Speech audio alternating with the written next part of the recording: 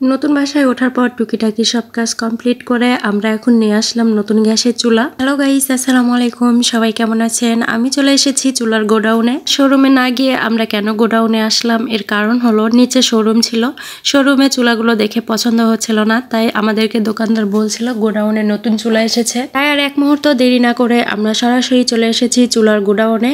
এই চুলাগুলো নাকি রাতে এসেছে, এখনো প্যাকেট খোলাই হয়নি, তাই আমাদেরকে প্যাকেট খুলে ফ্লোরে দেখানো হচ্ছে। আমি এসেছিলাম এই চুলা কেনার জন্য, কিন্তু এখানে এসে আমার আরেকটা চুলা পছন্দ হয়েছে। কোনো ব্যাপার না গাইস, আমি বাসায় একটা পছন্দ করি কিন্তু মার্কেটে গিয়ে আরেকটা পছন্দ করি। আর এই চুলাটা ছিল আমার পছন্দের, এটা ছিল মার্বেল পাথরের। এটা যখন পছন্দ হয়েই গেছে আর হাজারটা দেখালেও আমার আর চোখে ধরবে না, সো আমরা এখন চুলাটা কিনে ফেলেছি। ফাইনালি আমরা বাসায় নিয়ে আসলাম। ব্যাপার হলো গোডাউনে মাত্র এই এক পিসি মার্বেল পাথরের চুলা ছিল, আর সেটা কিনা আমি নিয়েছি।